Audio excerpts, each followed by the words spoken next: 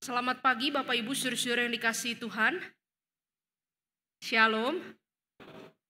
Saudara, kita sampai di minggu ketiga dari bulan misi GKIM Hosana di tahun ini.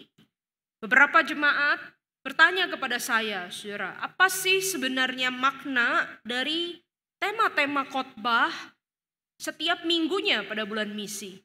Karena sepertinya tema-tema kita setiap minggu di bulan ini terdengar mirip-mirip, saudara. Ya, semuanya depannya itu ada kata whole, begitu ya. Saudara, tema bulan misi kita pada tahun ini, satu bulan itu temanya adalah the whole mission atau misi yang utuh. Itu tema besar kita, saudara.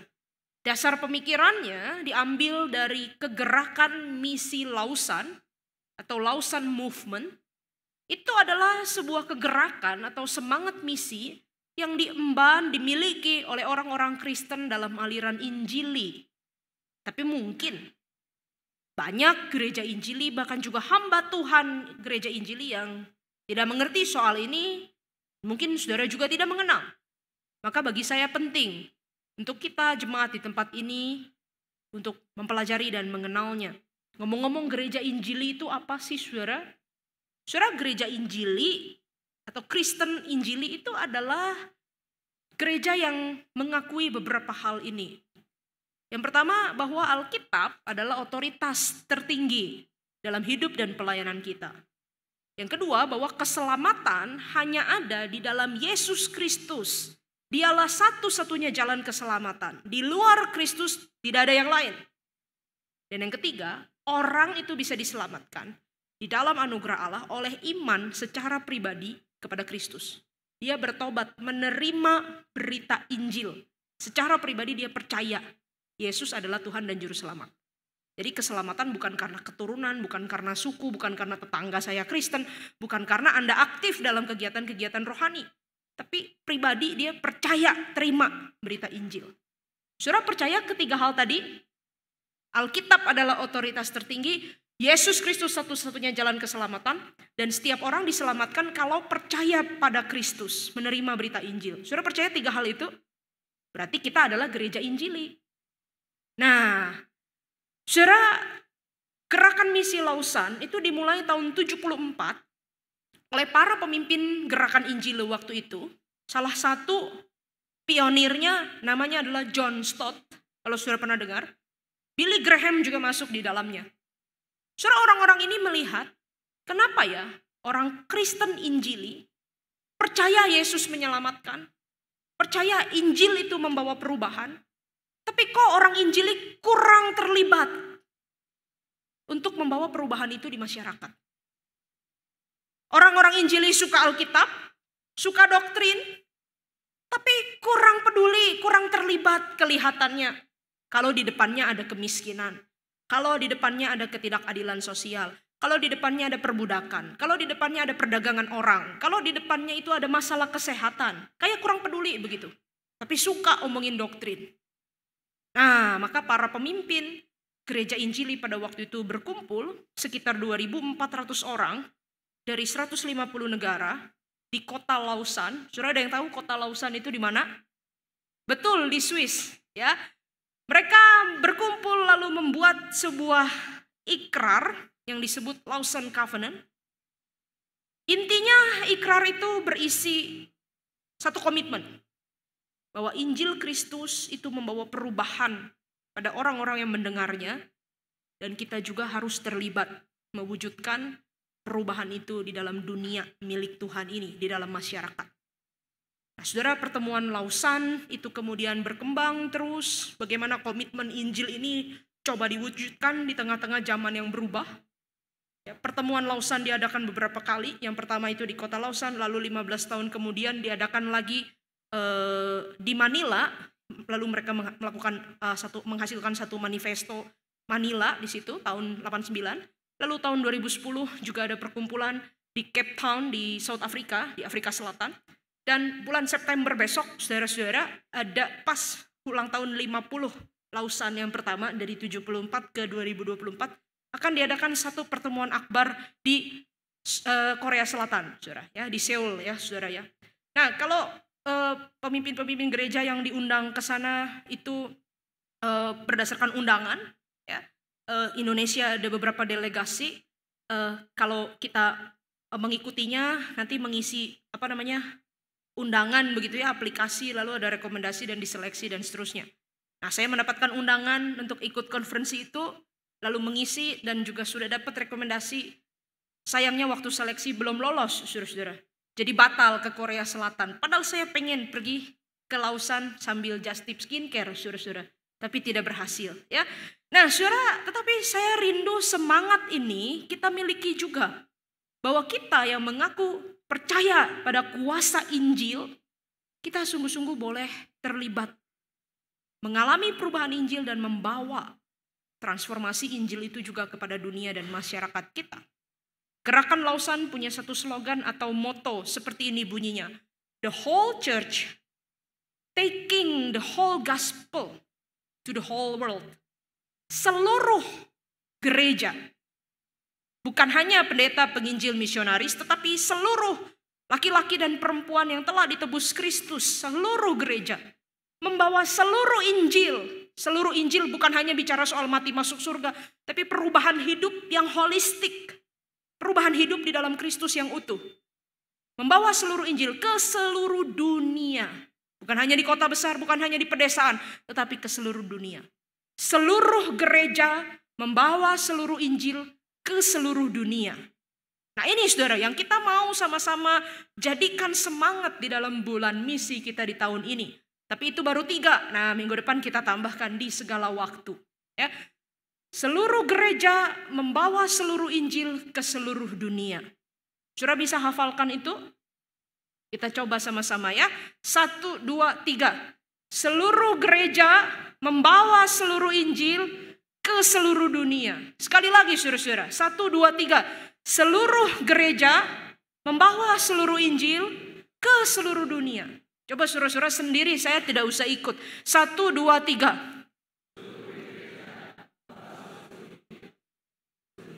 Ya, amin, puji Tuhan. Itu komitmen kita, saudara-saudara. Hari ini, saudara, kita akan membahas bagian yang ketiga, yaitu di seluruh dunia, ke seluruh dunia. Mari kita melandasi perenungan kita dengan membuka kitab Kejadian, saudara-saudara, pasal yang ke-12. Kitab Kejadian, saudara-saudara, pasal yang ke-12, ayat yang pertama sampai yang ketiga.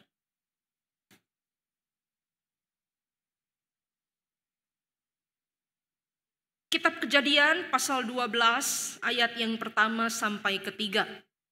Kalau saudara sudah menemukan bagian ini, saya akan bacakan bagi kita semua. Kejadian pasal 12 ayat yang pertama sampai yang ketiga.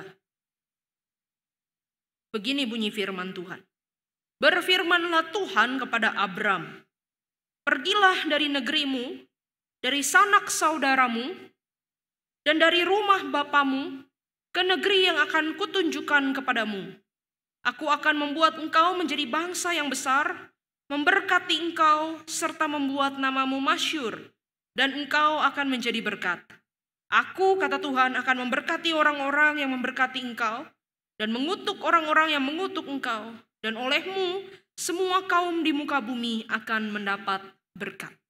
Demikian jauh pembacaan kitab suci. Saudara-saudara, bisakah saudara menemukan kata apa yang paling banyak diulang di dalam 3 ayat ini?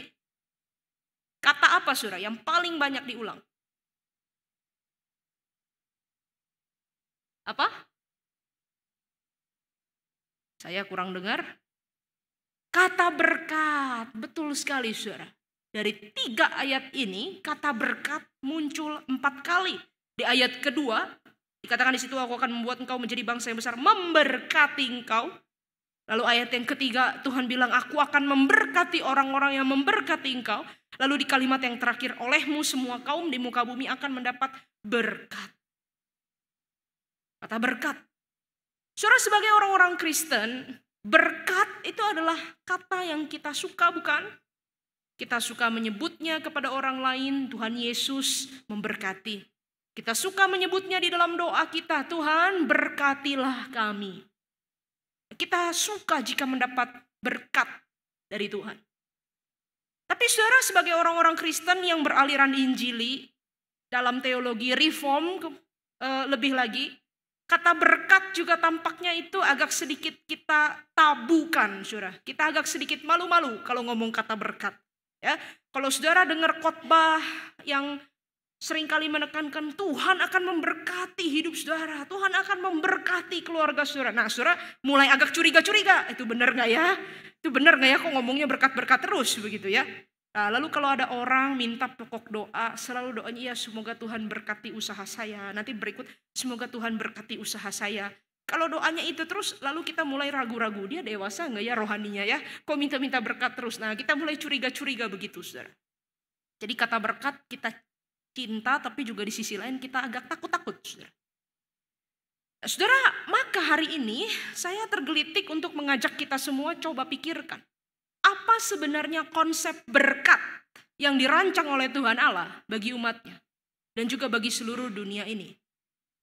Surah kitab Kejadian yang tadi kita baca, khususnya di dalam pasal 12 ini, surah ayat 1 sampai ke 3, itu adalah panggilan Tuhan pertama kali kepada Abraham. Untuk Abraham itu keluar, pergi.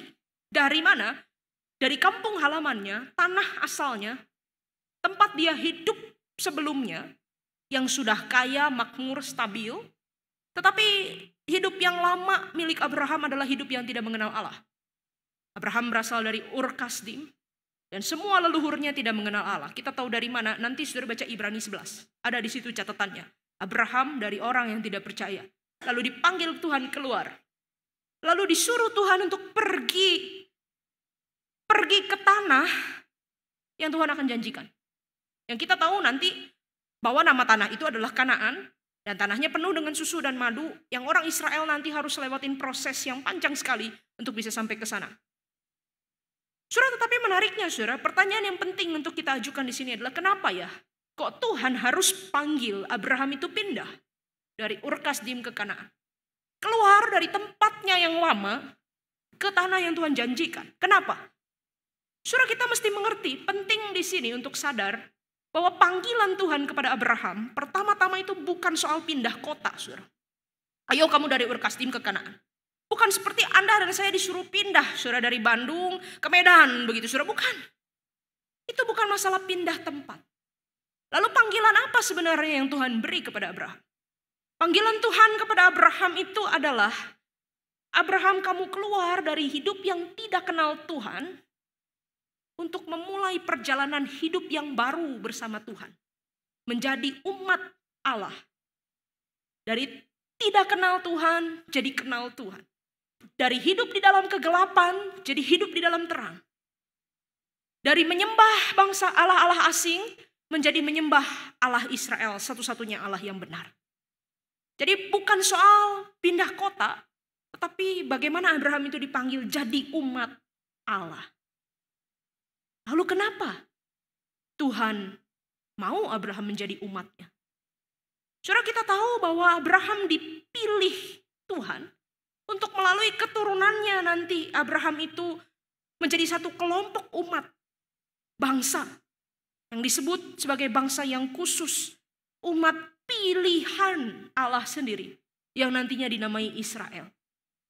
Tapi kenapa Tuhan memilih Israel?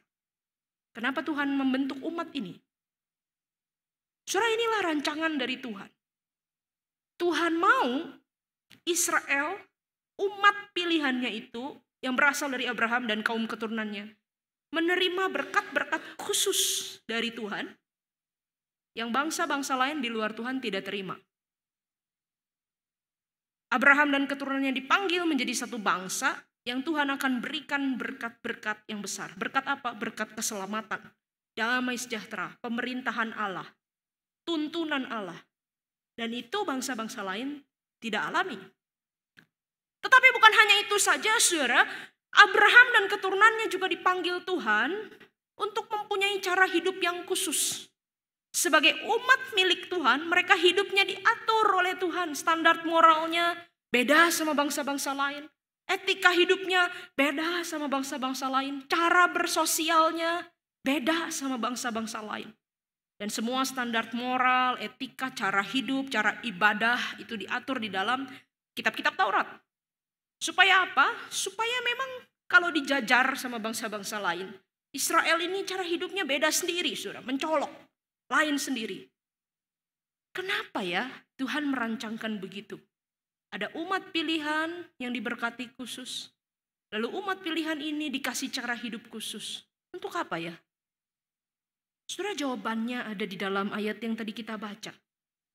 Jawabannya adalah agar melalui umat pilihan Allah ini, yang diberkati, yang hidupnya beda dari bangsa-bangsa lain. Melalui umat pilihan ini, justru kasih Allah, keadilan Allah, damai sejahtera Allah, bahkan keselamatan dari Allah itu dialirkan, disampaikan kepada seluruh bumi. Itu sebabnya Tuhan bilang kepada Abraham di ayat 2, aku akan membuat engkau menjadi bangsa yang besar, aku akan berkati engkau, aku akan buat namamu masyhur, tapi bukan buat dia sendiri. Tapi Tuhan katakan apa? Aku akan membuat engkau menjadi berkat. Lalu di ayat 3 dikatakan, olehmu Abraham, semua kaum di muka bumi akan mendapat berkat. Jadi di sini saudara kita bisa melihat cara kerja Allah. Allah memanggil satu umat yang khusus untuk menjadi miliknya, pilihannya, kepunyaannya. Untuk apa? Untuk membawa berkatnya, kasihnya, keadilannya, pemerintahannya ke seluruh bumi. Dan pola ini muncul di sepanjang Alkitab, bukan hanya di cerita ini. Tuhan ingin menyelamatkan dunia ini dari kerusakan akibat dosa. Dan tentu Tuhan bisa mengerjakannya seorang diri, saudara. Tuhan tidak butuh bantuan siapa-siapa karena dia cukup pada dirinya sendiri. Tapi bukan itu cara kerja yang Tuhan pilih. Cara kerja yang Tuhan pilih untuk menyelamatkan dunia, menyelamatkan umatnya, menyelamatkan ciptaan adalah dengan memilih satu kelompok orang. Yaitu Abraham dan keturunannya, Israel. Juga saudara dan saya yang percaya di dalam Kristus. Kita adalah Israel rohani. Umat tebusan Tuhan. Kita dipilih Tuhan untuk menjadi umat miliknya. Diberkati dengan berkat-berkat khusus. Dipanggil untuk hidup dengan cara yang berbeda dari dunia. Supaya apa? Supaya melalui kita, melalui saudara dan saya, melalui gereja di tempat ini, melalui kita semua sebagai anak Tuhan di dunia, kasih karunia Allah, berkat Allah, keselamatan, berkat Injil itu disampaikan, dialirkan ke segala bangsa. Jadi saudara mengerti di sini konsep umat pilihan Tuhan. Nah, saudara yang berasal dari aliran reform ini kita suka sekali dengan doktrin pilihan ya saudara ya, doktrin pilihan. Nah, saya ngajar STUJ baru 5 tahun. Setiap tuh pasti ada yang tanya. Berarti kalau ada yang dipilih, berarti ada yang tidak dipilih. Terus bagaimana dong yang tidak dipilih? Kok Tuhan pilih-pilih? Itu selalu saudara, itu pertanyaan itu muncul terus. Nah, saya mau kasih tahu sama saudara sekarang ya. Kalau saudara ada pertanyaan begitu, itu logika pertanyaannya agak kurang pas, saudara. Nah, kita mesti mengerti konsep umat pilihan dengan benar. Jadi umat pilihan yang disebut sebagai umat pilihan, saudara mesti ngerti kenapa saudara dan saya dipilih. Sebenarnya dipilih untuk apa? Bukan berarti kita dipilih dan orang lain itu, bukan berarti kita dipilih untuk selamat lalu orang yang lain itu dipilih untuk binasa. Bukan berarti kita dipilih karena Tuhan lebih sayang kita daripada sayang manusia lain. Bukan, saudara. Tetapi kalau Anda dan saya adalah umat pilihan Tuhan, dipilih itu untuk apa? Untuk mengalirkan berkat dan keselamatan kepada segala bangsa. Anda dipilih untuk membawa Injil ke segala bangsa. Kita dipilih Tuhan untuk hidup sesuai cara Tuhan. Agar melalui hidup kita, orang-orang kenal Tuhan Yesus. Jadi saudara salah kalau bertanya, kok saya dipilih? Yang lain bagaimana? Berarti yang lain tidak dipilih. Nah, pertanyaan akan balik kepada saudara. Sebagai orang yang dipilih, saudara sudah bawa belum berita Injil? Saudara sudah bawa belum damai sejahtera Tuhan, kasih Tuhan kepada segala bangsa?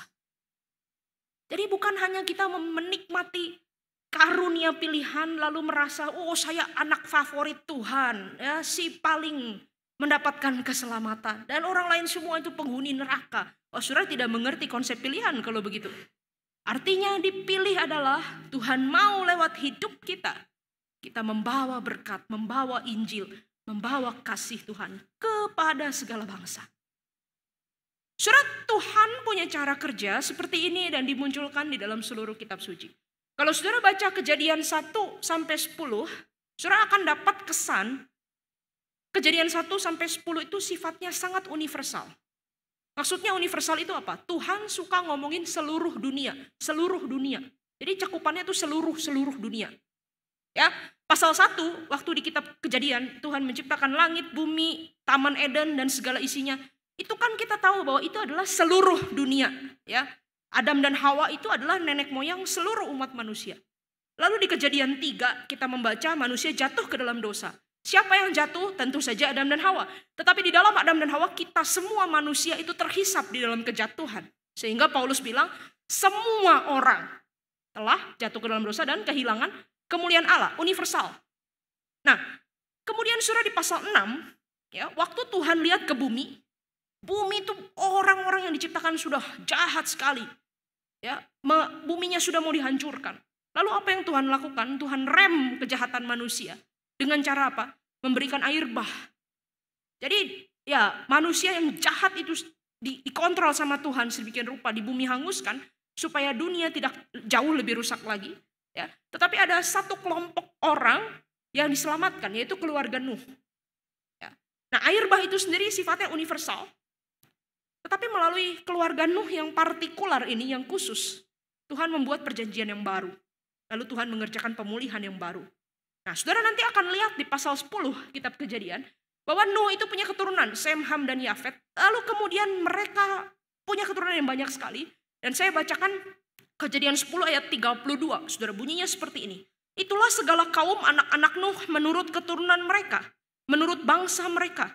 Dari mereka itulah, dari keturunan Nuh, terpencar bangsa-bangsa di bumi setelah air bah itu. Saudara, Tuhan memang punya rancangan desain, manusia akan memenuhi bumi. Manusia tersebar ke seluruh bumi. Nah, konsepnya ini sudah kita bahas di minggu pertama oleh Pendeta Martus waktu itu khotbah. Manusia yang tersebar ke seluruh bumi itu kayak fotonya Tuhan yang disebar di mana-mana. Saudara saya adalah gambar dan rupa Allah, fotonya Tuhan, ya. Seperti foto presiden di gedung-gedung pemerintahan atau di tempat-tempat penting, itu menunjukkan apa? Foto yang ditampilkan itu orangnya itu punya kuasa di daerah sini. Nah, kalau Anda dan saya adalah fotonya Tuhan dan kita disebar ke seluruh bumi, maksudnya apa? Tuhan mau menunjukkan bahwa Tuhanlah yang berkuasa atas seluruh bumi. Nah, kita ini gambar Allah yang diutus Tuhan tersebar ke seluruh bumi untuk menyatakan kuasanya. Tetapi saudara, Kejadian 11, manusia malah membalik rencana Tuhan. Di dalam Kejadian 11 itu manusia bilang begini, oh Tuhan mau kita ke seluruh bumi ya? Oh, kita enggak mau. Kita mau tinggal di satu tanah. Namanya tanah Sinear. Tuhan mau suruh kita ke ujung-ujung bumi, enggak usah. Kita kumpul aja di sini semua. Lebih enak, lebih aman. Lalu kita yuk buat menara sampai ke langit. Tinggi sekali sampai mencapai surga. Kita lihat, kita sama Tuhan mana yang menang. Tuhan suruh kita ke seluruh bumi, enggak usah, kita di sini saja. Dan saudara tahu apa yang Tuhan lihat dari peristiwa itu? Kita sama-sama tahu bahwa Menara Babel itu kemudian dihancurkan. Tuhan tidak suka rencana manusia yang ingin menyaingi Tuhan. Kemudian apa yang terjadi, saudara? Manusia itu setelah peristiwa Menara Babel kembali terserak ke seluruh bumi. Bahkan bahasanya itu menjadi berbeda-beda, saudara. Yang luar biasa, saudara. Kalau saudara nanti baca Wahyu pasal 4, Wahyu pasal 7, Wahyu pasal 21-22. Itu yang terjadi justru adalah rencana Tuhan. Manusia memenuhi langit dan bumi yang baru. Dan menyembah Tuhan dari segala kaum dan suku dan lidah dan bahasa dan bangsa. Jadi dari universal, Kejadian 1-10, kepada universal lagi nanti di kitab Wahyu. Seluruh bumi, kedaulatan Tuhan atas seluruh bumi. Tapi yang menariknya begini, bagaimana cara memulihkan? Kejadian pasal 11, ya, ketika manusia sudah jatuh dalam dosa, ketika manusia melawan rencana Tuhan, bagaimana memulihkan ini menjadi Wahyu pasal 4, pasal 7, pasal 21 yang ideal itu. Ketika di langit dan bumi yang baru semua orang menyembah Tuhan sebagai Raja. Di tengah-tengahnya, saudara, kalau kita baca Kejadian 12 sampai sebelum kitab Wahyu, itu teksnya Alkitab tidak universal lagi. tapi partikular. Maksudnya apa? Ngomongin satu bangsa, namanya Israel. Keturunan Abraham, yang kemudian di perjanjian baru itu dipertegas. Apa sih Israel itu? Bukan Israel fisik sebenarnya, tetapi Israel rohani, yaitu mereka yang percaya pada Kristus, putra Abraham yang sejati itu. Saudara lihat, dari rancangan Tuhan, dari seluruh dunia ke seluruh dunia, tapi Tuhan pakai lewat umatnya. Orang percaya, Anda dan saya gerejanya. Dan inilah cara kerja Tuhan. Tuhan memanggil kita menjadi satu umat miliknya, yang Dia berkati dengan keselamatan, dengan damai sejahtera. Allah menjadi raja dan kita menjadi umat. Dan kita dipanggil untuk hidup dengan cara tertentu yang berbeda dari dunia. Supaya apa? Supaya melalui gereja kita bisa mengalirkan berkat dan keselamatan itu ke seluruh bumi. Maka saudara mengerti di sini, yang namanya gereja itu sifatnya selalu misioner.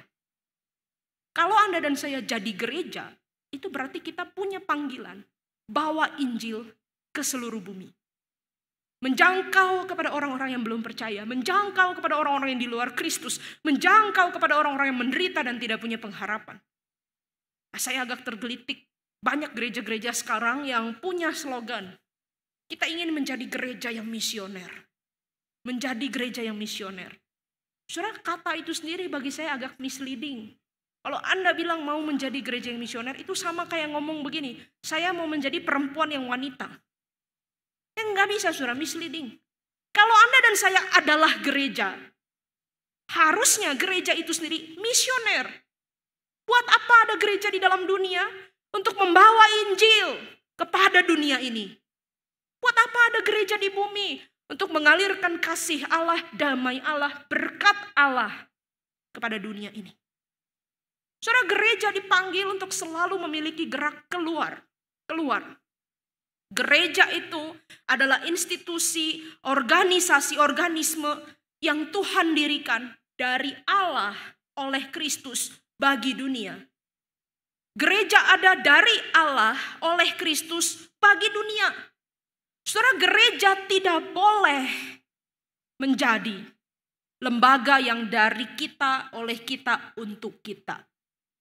Jadi saya mau kasih tahu kepada komisi apapun, bidang apapun, saudara kalau mau buat program, saudara pikir baik-baik.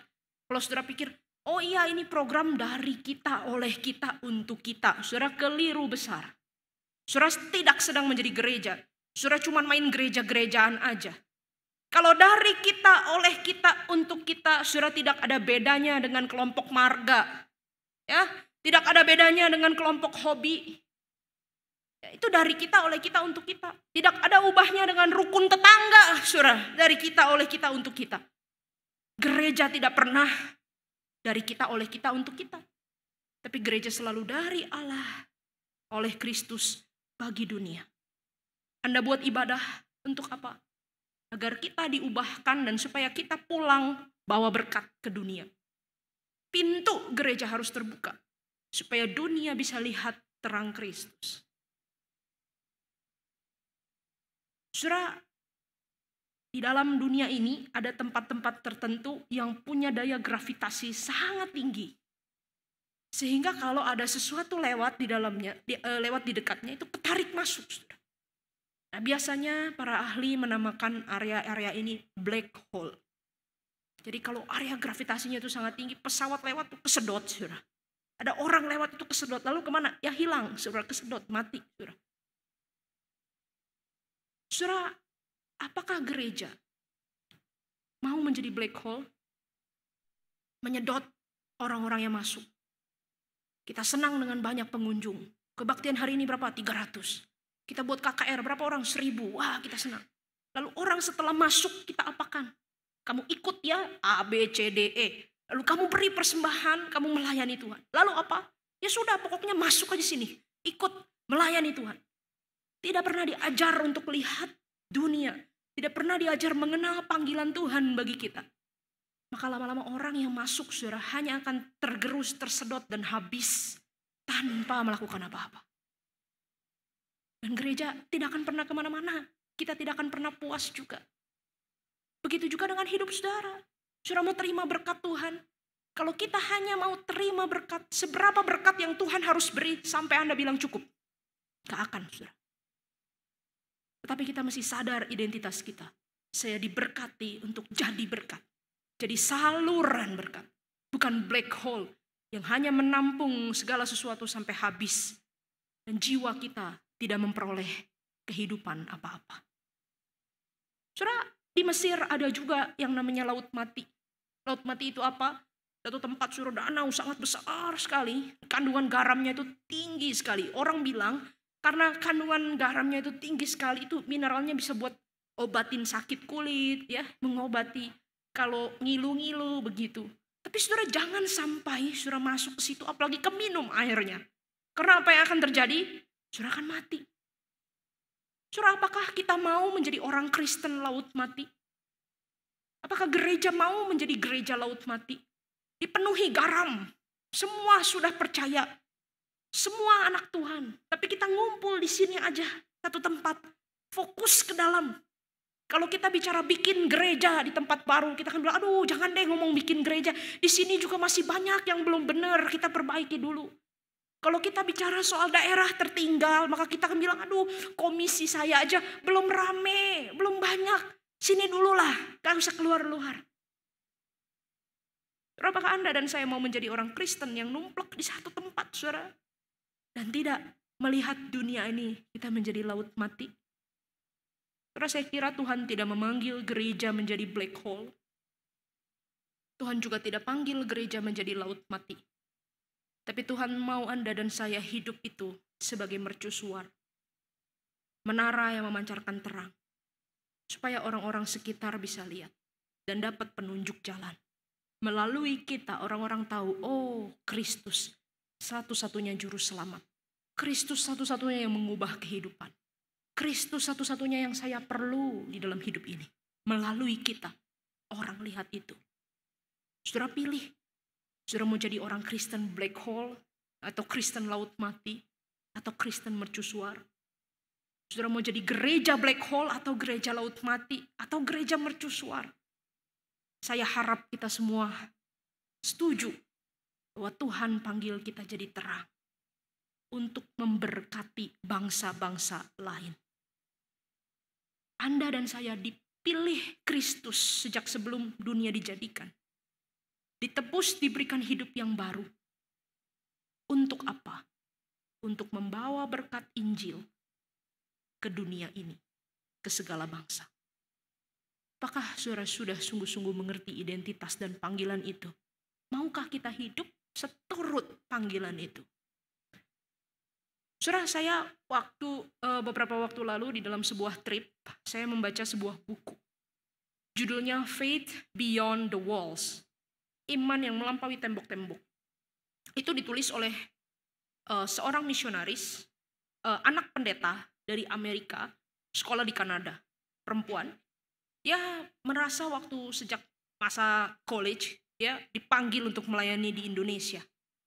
Tapi karena dia waktu lulus college itu umurnya belum cukup, nah, lalu dia disuruh ikut dulu beberapa training, sampai usianya sudah cukup, akhirnya dia mempersiapkan diri, begitu rupa berangkat ke Indonesia. Pelayanannya di mana? Di Jakarta. Di mana Jakartanya, saudara? Daerah dekat rumah saya, saudara. Ada daerah itu di dekat Asmk, itu namanya Petak Asem Tanah Sereal. Kalau saudara pernah dengar. Itu daerah apa? Mohon maaf, saudara, itu daerah kumuh. Orang-orang Cina semua tinggal di situ, tapi benar-benar sangat sederhana. Ya, rumahnya itu dempet, saudara, gang masuk begitu ya. Kalau ujung kiri kebakaran, itu sampai ujung kanan semua kebakar, saudara. Kenapa? Dempet, semuanya dempet. Saudara, orang ini, dia akhirnya pakai nama samaran Anita Rahma. Setelah belajar bahasa Indonesia di Bandung, kemudian pergi ke sana melayani. Beberapa tahun dia melayani, awal-awal dia mengalami banyak pergumulan, saudara ya, sakit, diare, gak cocok makanan, ya, udara dan sebagainya. Tetapi dia setia melayani, lalu Tuhan pertemukan dia dengan seorang hamba Tuhan, orang Jakarta juga. Lalu mereka berdua menikah dan sama-sama tinggal di tempat itu, membuka rumahnya untuk anak-anak sekitar datang belajar membaca dan memberikan penyuluhan kesehatan kepada ibu-ibu hamil. Ya. Saudara, mereka bertahun-tahun melayani di tempat itu, dan ada satu kisah di dalam buku itu yang sangat menegur saya. Saudara, satu kali, karena dia udah melayani beberapa tahun ya, jadi pelayanannya mulai dikenal di gereja-gereja di Jakarta. Ada sebuah gereja besar di Jakarta yang ingin bermisi. Lalu kontak kepada mereka, kami ingin misi dalam rangka Natal, mau mengajarkan anak-anak dan remaja untuk terlibat dalam misi. Kami bisa beri apa untuk pelayananmu? Lalu mereka itu kasih list barang-barang yang mereka perlu. Mereka minta buku cerita anak-anak kalau boleh bahasa Inggris untuk anak-anaknya belajar gitu yang di rumah itu. Lalu minta baju-baju bayi ya untuk ibu-ibu yang diajar di situ. Sederhana ya saudara permintaannya. Tidak minta TV, tidak minta mobil, tidak minta mesin cuci. Mintanya hanya buku cerita anak bahasa Inggris dan baju bayi. Saudara, mereka harus tunggu lama untuk kiriman itu datang. Kira-kira 3 bulan kemudian datang satu mobil truk besar ke daerah itu dan membawa dus gede-gede 15. Wah, itu kalau difoto ya saudara, masukin Instagram, kesannya itu gereja udah misinya spektakuler sekali. Wah, 15 dus ke perkampungan. Tetapi ketika dus-dus itu diturunkan, lalu dia dan timnya itu mulai membuka satu persatu. Dari 15 dus itu saudara, mereka hanya menemukan satu dus yang isinya buku cerita bahasa Inggris, 10 biji buku saudara. Dan baju bayi ada beberapa tapi bekas. Dan saudara tahu 14 dus yang lain isinya apa? Baju bekas, celana bekas, pakaian dalam bekas, tas bekas. Sampai dia itu merasa sedih sekali.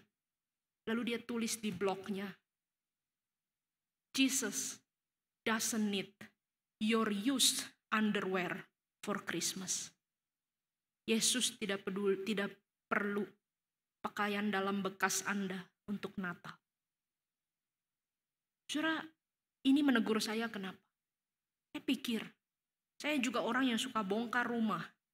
Ya, keluarkan baju, buku, tapi seringnya bongkar terus, saudara. Pasangnya enggak, jadi berantakan terus gitu ya. Lalu kalau ada baju-baju tidak kepake, buku-buku, biasa saya bisa salurkan kemana-mana. Ke SAPPI atau enggak titip sama mahasiswa yang mau pergi berangkat ke pedalaman yang kita utus. Tapi saudara, kadang-kadang saya pikir, di dalam kita memberi, apakah kita sungguh punya hati, saya mau memberi untuk Tuhan. Saya tahu saya sudah diberkati banyak, saya ingin berbagi, memberi, menyalurkan apa yang Tuhan sudah beri. Jujur, lebih sering saya bukan memberi, tapi membuang, saudara-saudara.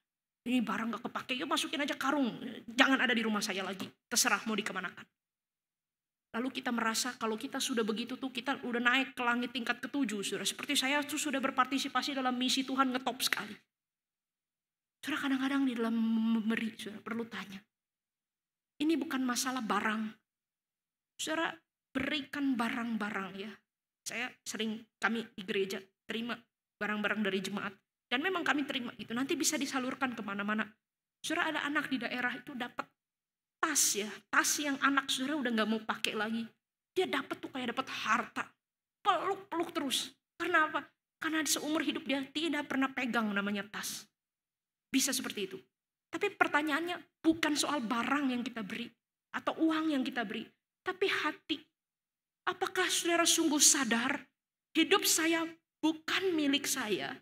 Hidup saya milik Tuhan, waktu saya milik Tuhan, tenaga saya milik Tuhan, uang saya milik Tuhan, keluarga saya milik Tuhan. Silakan Tuhan pakai untuk pekerjaan Tuhan, sesuai kehendak Tuhan. Saudara, seringkali kita tidak sadar bahwa kita diberkati sebagai umat milik Allah untuk memberkati dunia ini. Saudara mungkin berpikir, wah saya gak bisa melayani pekerjaan Tuhan terlalu ekstrim. Kalau disuruh pergi ke daerah yang jauh, pedalaman, sekarang juga saya gak bisa. Kalau disuruh berikan uang yang begitu banyak juga saya gak bisa. Saudara, tetapi saudara bisa mulai dari setiap saya di tempat ini, setiap kita melihat, menyadari satu hal. Hidup saya bukan milik saya, tetapi milik Allah. Allah pilih dan panggil saya untuk jadi saluran berkat bagi orang-orang lain. Kalau semua orang berpikir demikian, saya kira Tuhan bisa pakai kita dengan cara yang luar biasa untuk terlibat dalam pekerjaannya. Saudara, mulai dari kita melihat gereja ini bukan milik saya, siapapun, hamba Tuhan, majelis, pengurus, kita punya kesadaran gereja ini bukan milik saya, tetapi milik Tuhan. Gereja ini ada untuk mengalirkan berkat-berkat Tuhan. Kalau kita semua taat dan tunduk pada panggilan ini, saya tidak bisa bayangkan bagaimana Tuhan mau pakai kita terlibat dalam pekerjaannya yang agung. Saudara, maukah engkau dan saya belajar melihat keluar? Saudara, di dalam gereja GKIM Hosana ini kami di dalam bidang misi bergumul. Ada banyak pelayanan yang Tuhan bukakan, Tuhan percayakan, dan Tuhan panggil kita terlibat. Ada sekolahan di Bonenggaya, saudara, bersyukur kita layani sejak beberapa tahun yang lalu. Waktu itu pertama-tama anak SMP sudah mulai lulus, lalu mereka pergi SMA ke daerah yang agak maju sedikit, tapi itu agak beda beberapa kilo, saudara. Lalu ada lulusan-lulusannya yang sekarang sudah mulai sekolah di SAPPI. Dan kita harap nanti mereka bisa pulang ke sana membangun daerahnya sendiri. Saudara, GKIM Hosana beberapa tahun yang lalu kita coba bekerja sama dengan Yayasan Pedati buka TK di OEKAM di NTT sana. Saudara, beberapa lulusan TK ini, karena TK cuma 2 tahun ya, sudah lulus, lalu SD terdekat itu masih beberapa kilo lagi, harus jalan berapa jam. Saudara, anak kelas 1 nggak akan kuat, berjalan beberapa jam untuk sekolah. Lalu dari SD terdekat itu ngomong kepada kita, boleh nggak kita utus guru? Jadi kita menyelenggarakan SD di tempat yang tadinya TK itu. Sekolah itu yang akan mengutus guru. Ya, mengajar anak kelas 1 sampai kelas 2 sampai kelas 3. Nanti kalau udah kelas 4 ya mereka suruh pergi lah, udah gede begitu ya. Saudara, kita mau, tapi kita nggak punya tanah. Sekolah TK itu pinjam gedung gereja orang. Dan tentu kita nggak mungkin bikin SD di gereja orang, saudara. Kita bergumul untuk dapatkan tanah di sana. Saudara, Papua itu kantong Kristen. Orang itu dari lahir udah Kristen, saudara. Kata-kata iman rasuli, ayat Alkitab, lagu gereja itu udah kayak diinstal, saudara, di kepala. Jadi hafal, saudara. Tapi saya ketemu orang-orang Papua waktu datang ke sana. Di dalam ibadah di gereja, gak ada ngomong firman Tuhan, saudara. Di dalam khotbah cuma dikasih tahu apa? Pemuda-pemuda jangan minum alkohol, mama-mama jangan makan siri. Gitu terus, saudara. Gak ada Yesus Kristus satu-satunya juru selamat. Engkau telah berdosa dan butuh Yesus. Gak ada. Maka saya tidak heran ketika mereka datang ke SAPPI, baru pertama mereka dengar Injil di situ. Dan mereka bilang, kami gak pernah dengar ini. Saudara, bayangkan ratusan ribu orang yang namanya Kristen di tempat lain. Tapi belum pernah dengar Injil. Saudara, jangan jauh-jauh lihat orang-orang Kristen di Palalangon, cuma 1,5 jam dari sini. Mereka punya banyak gereja, tetapi tidak punya pembinaan iman yang sungguh-sungguh mendalam dan terstruktur. Tidak punya khotbah-khotbah yang mengupas firman dan memberitakan Injil. Orang-orang di sana sangat gampang, saudara. Kalau dijanjikan kawin, dijanjikan beasiswa, dijanjikan motor, mereka bisa tukar KTP mereka dengan agama yang baru. Saudara, kalau Tuhan kasih kita banyak kelimpahan, dengan sumber daya manusia yang banyak, hamba-hamba Tuhan, pengajaran firman, ini semua harta rohani yang besar. Dan tahukah bahwa Tuhan panggil dan pilih kita bukan hanya menikmatinya sendiri, tetapi membawa berkat itu ke seluruh dunia. Maukah saudara terlibat dalam panggilan Tuhan? Menyadari saya dijadikan umat pilihan untuk membawa berkat Injil. Saya sudah diberkati untuk memberkati. Saya sudah diselamatkan untuk membawa Injil keselamatan kepada orang lain. Maukah saudara pakai hidup yang pendek dan singkat ini untuk bilang, Tuhan, saya mau taat. Pakai hidup saya, pakai tangan saya, pakai semua resources yang ada pada saya untuk pekerjaan Tuhan. Saudara mau jadi gereja yang seperti itu? Mau jadi orang Kristen yang seperti itu? Mari kita berdoa. Saya berikan waktu kesempatan setiap orang datang berdoa pada Tuhan. Lihatlah hidup kita masing-masing. Jawab panggilan misi yang diberitakan pada hari ini. Bilang sama Tuhan, aku mau hidupku dipakai oleh-Mu. Dan saudara doakan secara spesifik apa bagian yang saudara bisa ambil untuk terlibat dalam pekerjaan Tuhan.